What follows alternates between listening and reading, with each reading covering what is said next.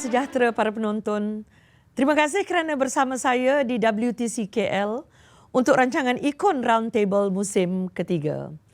Untuk episod kali ini, kita membincang ekonomi hidrogen. Hidrogen sebagai bahan api alternatif merupakan sumber perniagaan, pelaburan dan pertumbuhan ekonomi baharu negara. Persoalannya, apakah manfaat ekonomi hidrogen kepada rakyat?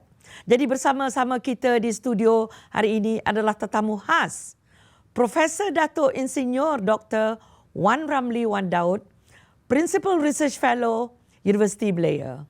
Kita sangat bertuah kerana Prof salah seorang di kalangan 1% saintis tersohor di dunia sudi berkongsi ilmu pengetahuan dengan kita pada hari ini. Selamat datang Prof kerana sudi datang ke WTC KL pada hari ini. Ya, terima kasih kerana menjemput saya ke sini. Terima kasih Prof ya.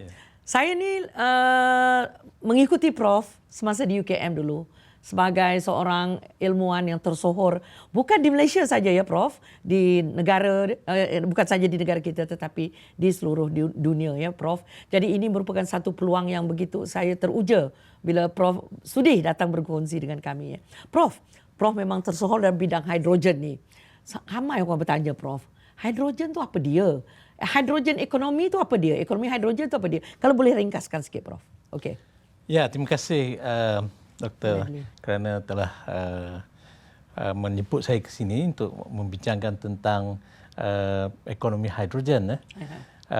Banyak orang tanya apa itu hidrogen.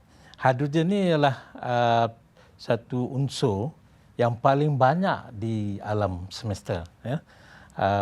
Dia adalah unsur yang di bintang dan matahari. Ya.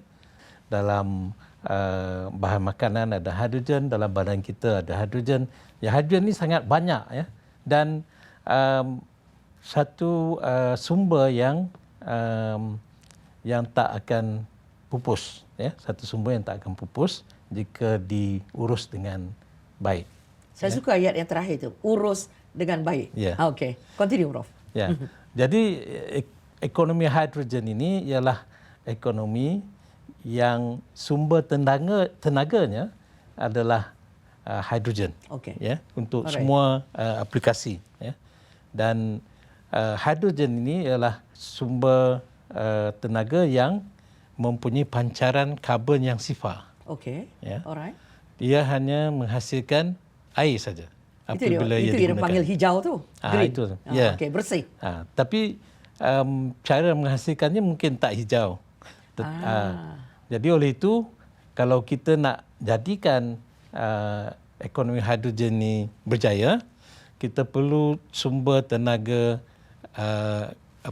yang boleh diperbaharui, seperti hidro atau tenaga suria, untuk digunakan untuk menghasilkan hidrogen. Ya? Baik, Prof lama berkecimpung dalam bidang penyelidikan ya, berkaitan dengan bagaimana Prof melihat ekonomi Malaysia dulu. Ya? Kita tahu di Malaysia ni memang kita dah lama pun menggunakan hidrogen. So bagaimana yang Prof melihat situasi kita? Adakah kalau kita lihat ya, kerajaan, bagaimana setakat mana kerajaan membantu dalam kita ke arah ekonomi hidrogen ini Prof? Ya? Pandangan Prof ya. Ya, sebenarnya di Malaysia ini penyelidikan tentang hidrogen ini telah bermula sejak tahun 1995. 95 ya. Di mana itu Prof? Di UKM. Oh, di UKM. Ya. Prof yang mengetuai. Ya, saya. Ya, okey. Jadi ketika itu memang tak ada orang yang tahu apa itu hidrogen dan kegunaannya dan juga kesannya kepada alam sekitar. Ya.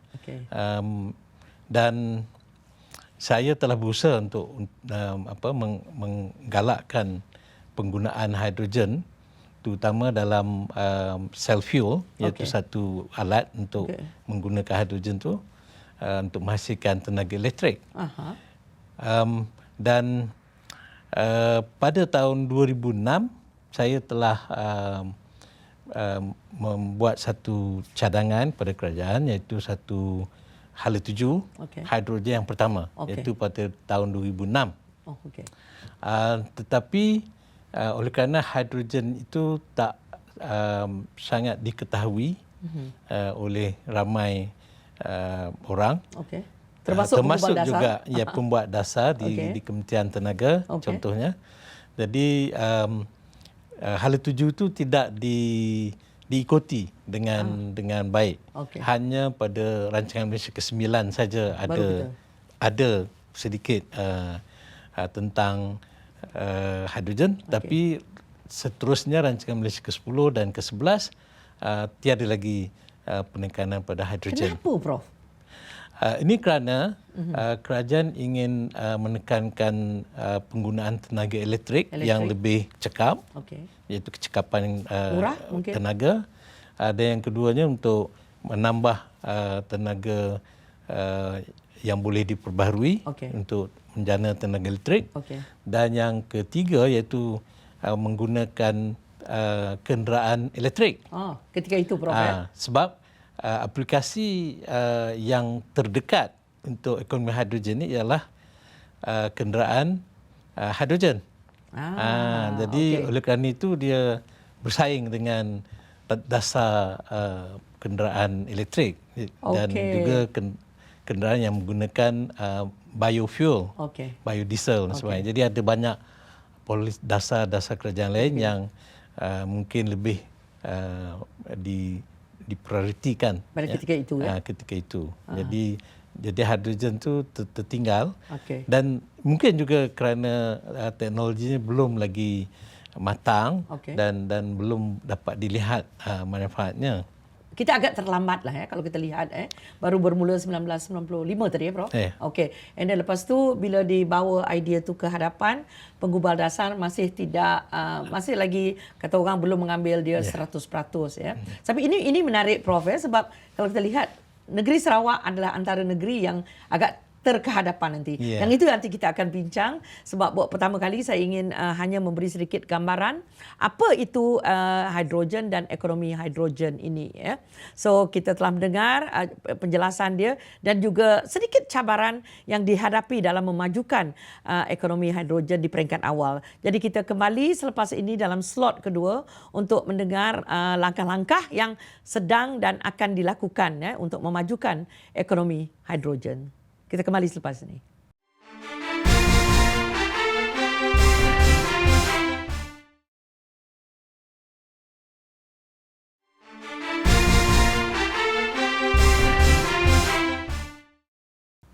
Kita kembali bersama Profesor Datuk Insinyur Dr. Wan Ramli Wan Daud untuk membincangkan topik yang begitu dekat dengan hati ramai rakyat Sarawak, iaitu ekonomi hidrogen. Sebab saya kalau balik ke Kuching tu sentiasa melihat bas lalu tu saya teringat isu hidrogen ni.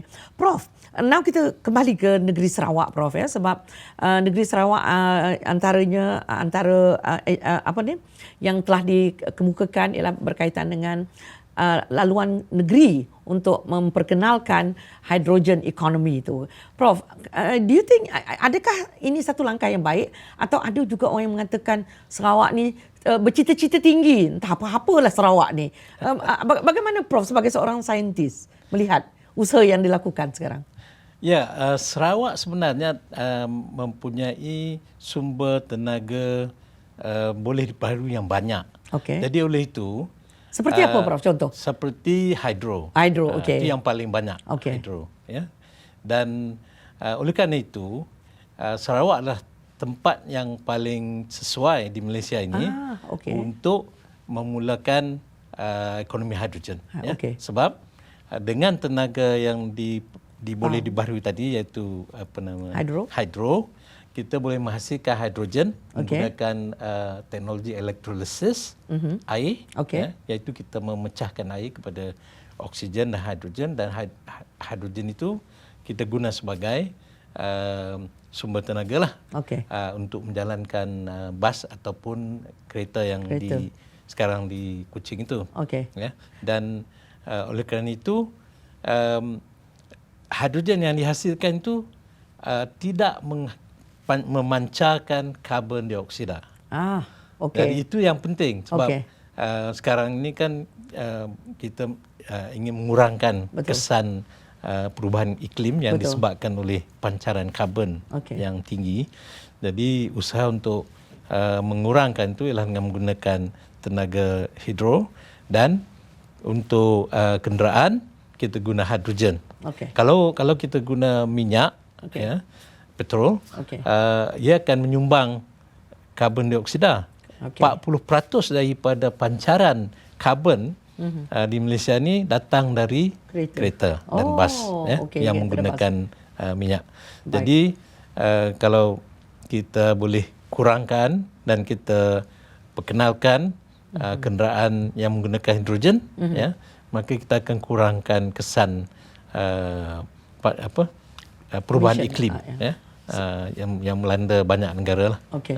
So ini merupakan satu manfaat yang sangat besar kepada negeri, khususnya ada negeri Sarawak lah, sebab ia antara negeri yang pertama yang dikatakan memperkenalkan idea ini. So saya ingat lagi masa yang berhormat Ketua Menteri memperkenalkan idea ni, ramai ketawa, ramai yang memandang remeh aja. Dia kata ini retorik politik. Bagaimana Prof lihat? Adakah itu satu cerita politik saja atau memang Sarawak memang sudah bersedia dengan infranya, dengan segala peralatan? Tadi disebut kita ada renewable energy dalam bentuk hidro, tetapi dari segi dasarnya, dari segi infranya, bagaimana Prof melihat? Adakah Sarawak sudah bersedia dengan keadaan ini, Prof? Mungkin infranya belum ada lagi. Belum, ya? Tapi kita perlu mulakan usaha untuk membina infra itu. Dan pertama sekali kita perlu mengenalkan teknologi itu supaya orang awam dan juga pembuat dasar senang dengannya, iaitu selesa dan tahu apa itu dan sebagainya. Itu yang dibuat demo projek demo tu. Dan saya lihat Abang Jo ni memang dia yang sangat minat kepada hidrogen ni, dan dia telah melawat semua pusat-pusat penyelidikan dan pembangunan tenaga hidrogen ni, dan juga bas, kereta api, semua dia dah pergi. Dan dia dah bertemu dengan semua orang dan dia tahu apa yang dia buat. Dan saya memang kagum dengan Abang Jo lah, ya, kerana dia telah, dan ini memang manfaatnya besar untuk Sarawak. Jadi satu lagi manfaatnya ialah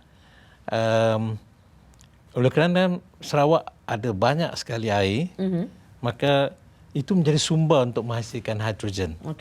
Dan boleh diekspor dan mendapatkan wang hasilnya kepada negeri Sarawak. Jadi selain daripada minyak dan gas, ada satu lagi sumber, iaitu air yang boleh menghasilkan hidrogen yang sangat-sangat dikehendaki oleh negara Jepun sekarang ni.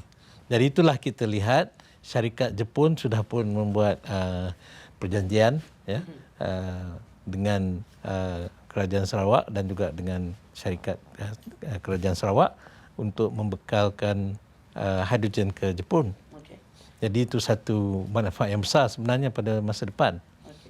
Ini sangat penting, Prof, sebab kita bila bercerita tentang import, ekspor, kami sering melihat kalau dari Sarawak tu biasanya dulu fikir tentang balak. Dan kemudian kita dengar tentang ekspor yang lain, minyak dan gas, dan memang kita terkenal lah, negeri Sarawak itu. Tapi sekarang Prof telah membuka satu lembaran baru lagi dan memberi kesedaran bahawa sebenarnya selain daripada dua komoditi ini, rupanya Sarawak berpeluang, mempunyai potensi yang lagi besar Prof.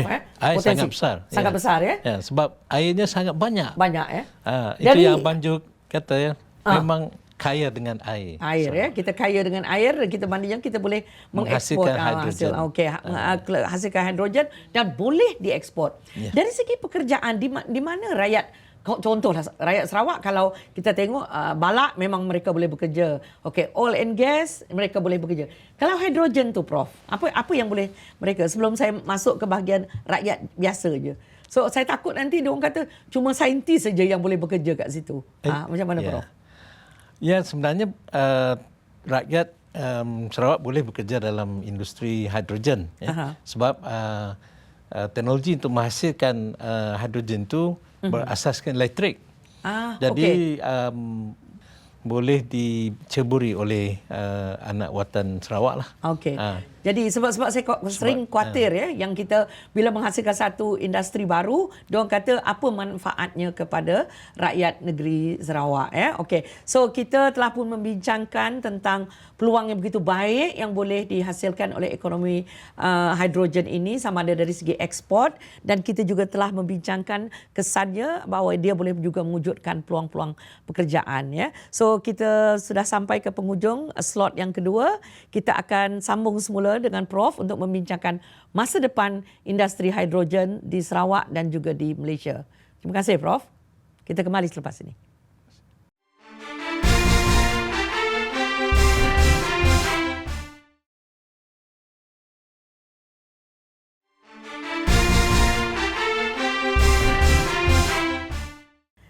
Kita kembali ke slot ketiga. Terima kasih Prof kerana sudi berkongsi banyak ilmu yang saya pelajari hari ini. Saya yakin mereka yang di luar sana juga mendapat banyak faedah daripada apa yang dikongsikan Prof. Ini cuma satu Prof. Saya orang ekonomi.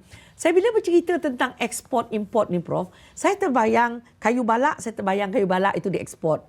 Bila minyak dan gas, saya terbayang minyak dan gas itu diekspor dalam tu. Tapi hidrogen ni Prof, tadi ada disebut nilai ekspornya.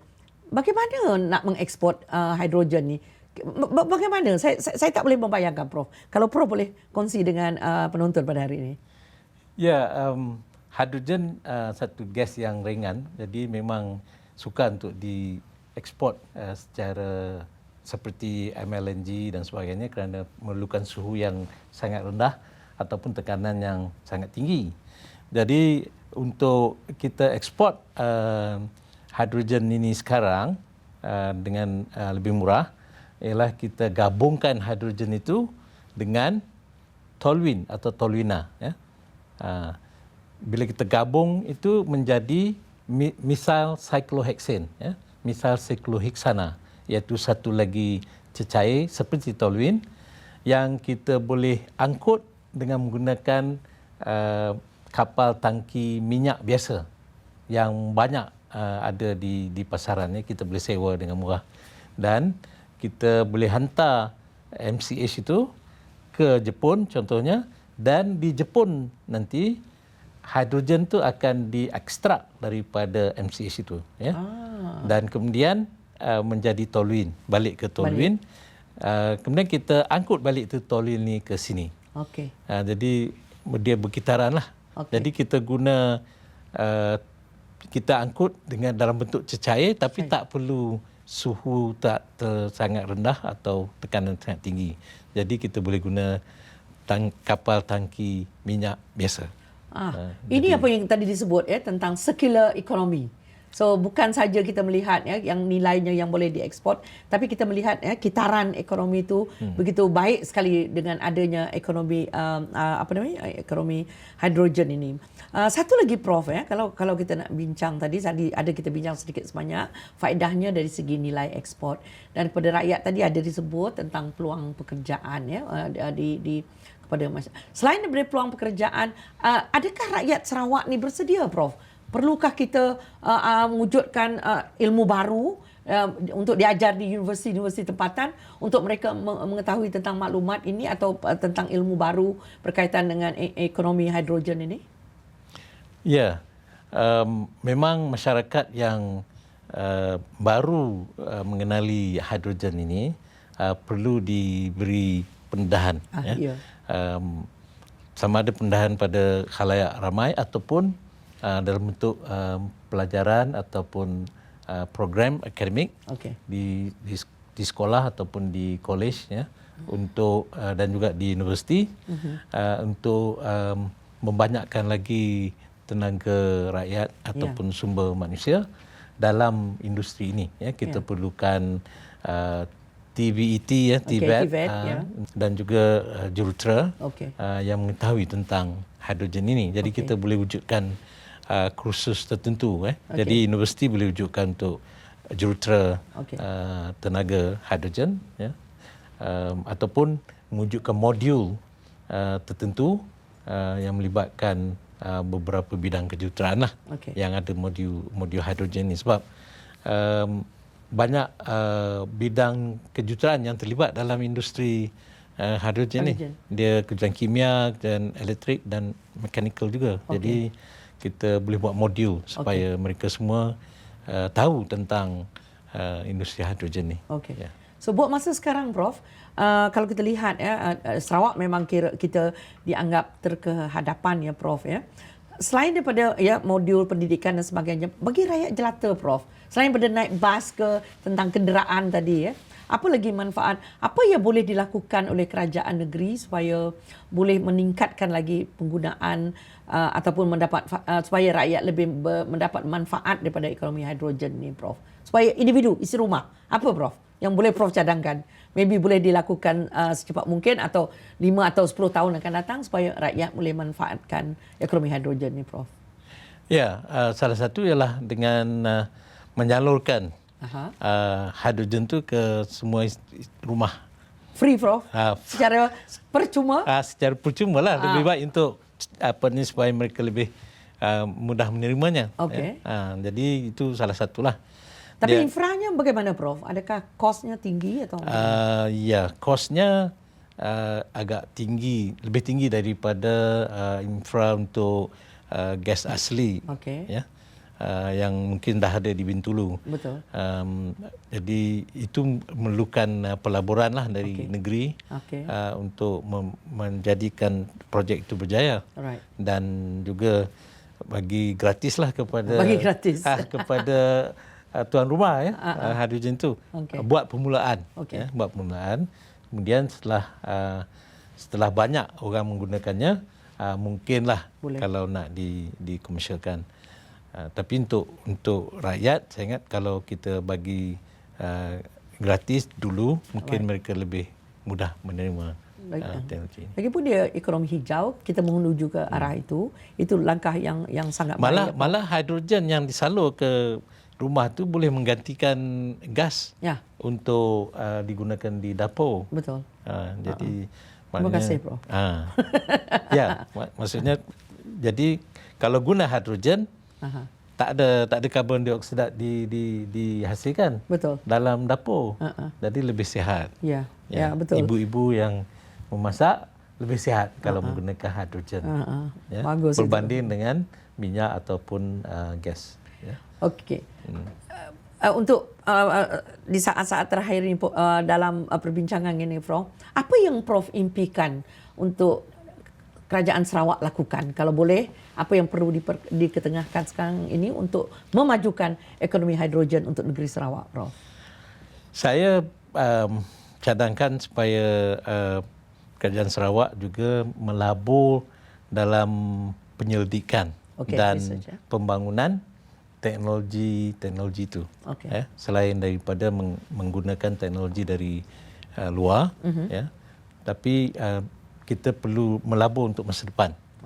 Jadi kita mahu bahawa anak bangsa bukan hanya boleh mengendali sistem ini, tapi juga boleh berinovasi menghasilkan alat atau produk yang baru dalam ekonomi hidrogen ni.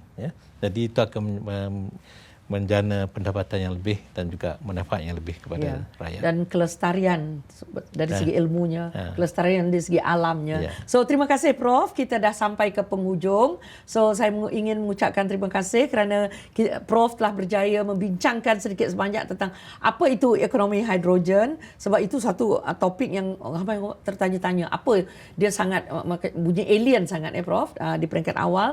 Kemudian membincang sedikit cabaran, dan yang suka di slot yang ketiga tadi dicadangkan apakah yang boleh kerajaan negeri Sarawak lakukan untuk mempertingkatkan lagi dan menambahkan lagi manfaat ekonomi hidrogen kepada rakyat negeri Sarawak. Jadi kita sudah sampai di penghujung episod hari ini. Terima kasih kepada tetamu undangan kerana sudi meluangkan masa bersama kami pada hari ini, Prof. Terima kasih, Prof, kerana Prof adalah seorang yang tersohor dan sudi datang ke perbincangan kami pada hari ini. Kita jumpa lagi pada minggu hadapan.